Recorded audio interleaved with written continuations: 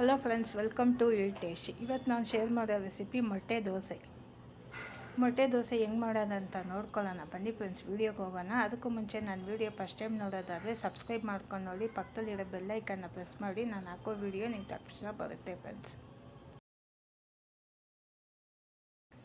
ಈ ಮೊಟ್ಟೆ ದೋಸೆಗೆ ಸಪ್ರೇಟ್ ಹಿಟ್ಟು ಏನು ಬೇಕಿಲ್ಲ. ಮನೇಲಿರೋ ದೋಸೆ ಹಿಟ್ಟಲ್ಲಿ ಈ ಮೊಟ್ಟೆ ದೋಸೆ ಮಾಡ್ಬೋದು. ತುಂಬ ಈಸಿ. ಬನ್ನಿ ಫ್ರೆಂಡ್ಸ್, ವೀಡಿಯೋಗೆ ಹೋಗೋಣ. ನಾನು ಫಸ್ಟ್ ಹೆಂಚಿಟ್ಟಿದ್ದೀನಿ. ಈಗ ನೀವು ನೋಡ್ತಾ ಇರೋದು ಮೆಣಸು ಪೌಡ್ರ್ ಮಾಡಿದ್ದೀನಿ. ಅದ್ರ ಜೊತೆಗೆ ಉಪ್ಪು ಮಿಕ್ಸ್ ಮಾಡಿಕೊಂಡ್ರೆ ನಮ್ಗೆ ಈಸಿ ಆಗುತ್ತೆ. ನಿಮ್ಗೆ ರುಚಿಗೆ ತಕ್ಕಷ್ಟು ಉಪ್ಪು ಹಾಕ್ಕೊಳ್ಳಿ.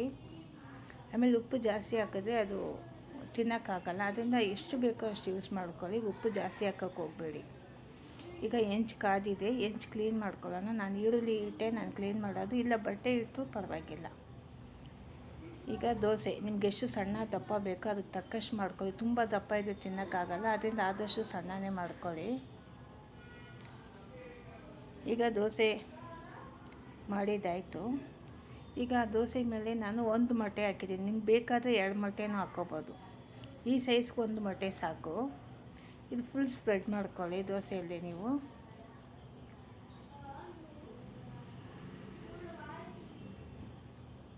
ಅಥವಾ ನೀವು ದೋಸೆ ಹಿಟ್ಟಲ್ಲೇ ಮೊಟ್ಟೆ ಹಾಕಿ ಮಿಕ್ಸ್ ಮಾಡಿದ್ರೆ ಅದು ಇನ್ನೂ ಚೆನ್ನಾಗಿರುತ್ತೆ. ಈಗ ಮೊಟ್ಟೆ ಎಲ್ಲ ಸ್ಪ್ರೆಡ್ ಮಾಡಿದ್ದಾಯಿತು. ನಾನು ಮೆಣಸು ಮತ್ತು ಉಪ್ಪು ಮಿಕ್ಸ್ ಮಾಡಿ ಇಟ್ಟಿದ್ನಲ್ಲ, ಆ ಪೌಡ್ರ್ ಸೇರಿಸಿದ್ದೀನಿ. ಈಗ ಆಮೇಲೆ ಒಂದು ಸ್ವಲ್ಪ ನೀವು ಉದುರಿಸ್ಕೊಳ್ಳಿ. ನಿಮ್ಗೆ ಎಷ್ಟು ಮೆಣಸಿನ ಪುಡಿ ಬೇಕೋ ಅಷ್ಟು ಉದುರಿಸ್ಕೊಳ್ಳಿ. ಇದಕ್ಕೆ ಮೇಲೆ ಬೇಕಾದರೆ ಖಾರದ ಪುಡಿ ಒಂದು ಸ್ವಲ್ಪ ಖಾರದ ಪುಡಿ ಹಾಕ್ತಾಯಿದ್ದೀನಿ. ಸುಮ್ಮನೆ ಒಂದು ಲೇಯರ್ ಚೆನ್ನಾಗಿರುತ್ತೆ ಅಂತ. ಅದೊಂದು ಸ್ವಲ್ಪ ಲೈಟಾಗಿ ಉದುರಿಸ್ಕೊಳ್ಳಿ. ಜಾಸ್ತಿ ಉದುರ್ಸೋಕ್ಕೆ ಹೋಗಬೇಡಿ, ಯಾಕಂದರೆ ನಾವು ಮೆಣಸಿನ ಪುಡಿ ಹಾಕಿದ್ದೀವಿ, ಅದೇ ಖಾರ. ನಿಮ್ಗೆ ಬೇಕಾದರೆ ಈರುಳ್ಳಿನೂ ಹಾಕ್ಬೋದು. ಅದನ್ನು ನಾನು ಸಪ್ರೇಟಾಗಿ ತೋರಿಸ್ತೀನಿ. ಅದೊಂಥರ ಬರುತ್ತೆ, ಇದು ಬೇರೆ ಥರ ಇರುತ್ತೆ. ಈರುಳ್ಳಿ ಮತ್ತು ಕೊತ್ತಂಬರಿ ಸೊಪ್ಪು, ಮೆಣಸಿನ್ಕಾಯಿ ಎಲ್ಲ ಹಾಕ್ಬಿಟ್ಟು ಅದಕ್ಕೆ ಮೇಲೆ ನಾವು ಮೊಟ್ಟೆ ಹಾಕಿನೂ ಮಾಡ್ಕೋಬೋದು. ಎಣ್ಣೆ ಒಂದು ಸ್ವಲ್ಪ ಧಾರಾಳವಾಗಿ ಬಿಟ್ಕೊಳ್ಳಿ. ಈ ದೋಸೆ ಆಪ್ಷನ್, ನೀವು ತಿರುಗಿಸ್ಬೇಕಾದ್ರೆ ಹಾಕ್ಕೊಂಡು ಮಾಡ್ಕೋಬೋದು, ಅಥವಾ ಹಂಗೆ ನೀವು ಸಿಮ್ಮಲ್ಲಿಟ್ಟು ಬೇಯಿಸ್ಕೋಬೋದು. ಏನು ತೊಂದರೆ ಇಲ್ಲ, ಚೆನ್ನಾಗಿರುತ್ತೆ. ನೀವು ಹೆಂಗೆ ಮಾಡೋದು ಚೆನ್ನಾಗಿರುತ್ತೆ. ಅದೇ ಚೆನ್ನಾಗಿ ಬೇಯಿಸಬೇಕು.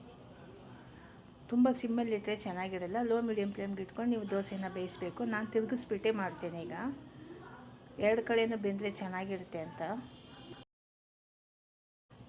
ದೋಸೆ ತಿರುಗಿಸ್ಬಿಟ್ಟೆ. ಒಂದು 2-3 ನಿಮಿಷ ಅಷ್ಟೇ ಸಾಕು. ಮತ್ತು ನೀವು ಇನ್ನೊಂದು ಸರ್ತಿ ತಿರುಗಿಸ್ಕೊಳ್ಳಿ. ಎಣ್ಣೆ ಒಂದು ಸ್ವಲ್ಪ ಧಾರಾಳವಾಗಿ ಸ್ಪ್ರೆಡ್ ಮಾಡಿ, ಚೆನ್ನಾಗಿರುತ್ತೆ. ಎಗ್ ದೋಸೆ ರೆಡಿ ಆಯಿತು. ಇದಕ್ಕೆ ನೀವು ಟೊಮೆಟೊ ಸಾಸ್ ಇಟ್ಕೊಂಡ್ರೆ ತುಂಬ ಚೆನ್ನಾಗಿರುತ್ತೆ, ಅಥವಾ ಹಂಗೇನೂ ತಿನ್ಬೋದು. ತುಂಬ ಚೆನ್ನಾಗಿ ರೆಡಿಯಾಗಿದೆ ಫ್ರೆಂಡ್ಸ್ ಎಗ್ ದೋಸೆ.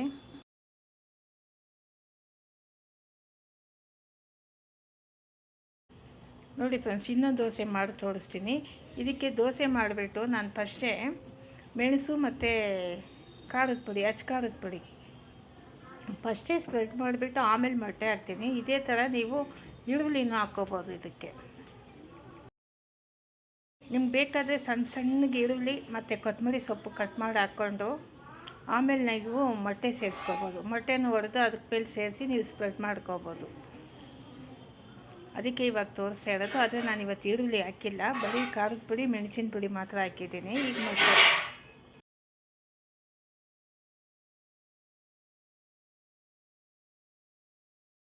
ಮಾಮೂಲಿ ಆ ದೋಸೆ ಹೆಂಗೆ ಮಾಡಿದ್ನೋ ಅದೇ ಥರನೇ. ಏನಂದರೆ ಫಸ್ಟ್ ಈರುಳ್ಳಿ ಅಂತೀನಿ, ಮೆಣಸು ಮತ್ತು ಖಾರದ ಪುಡಿ ಹಾಕ್ಬಿಟ್ಟು ಅದಕ್ಕೆ ಮೇಲೆ ಮೊಟ್ಟೆ ಹಾಕ್ತೀನಿ.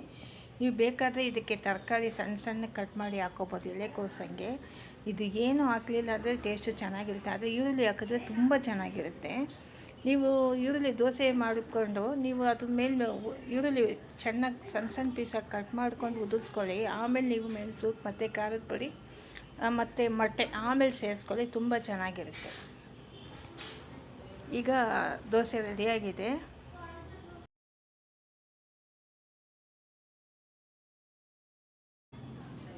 ಫ್ರೆಂಡ್ಸ್, ಎಗ್ ದೋಸೆ ತುಂಬ ಚೆನ್ನಾಗಿ ರೆಡಿಯಾಗಿದೆ. ಮೊಟ್ಟೆ ದೋಸೆ ಮಕ್ಕಳು ಎಗ್ ದೋಸೆ ಅಂತಾರೆ, ನಾನು ಮೊಟ್ಟೆ ದೋಸೆ ಅಂತೀನಿ. ಫ್ರೆಂಡ್ಸ್, ನಿಮಗೆ ಈ ವಿಡಿಯೋ ಇಷ್ಟ ಆದರೆ ಶೇರ್ ಮಾಡಿ, ಲೈಕ್ ಮಾಡಿ, ಸಬ್ಸ್ಕ್ರೈಬ್ ಮಾಡಿ ಫ್ರೆಂಡ್ಸ್.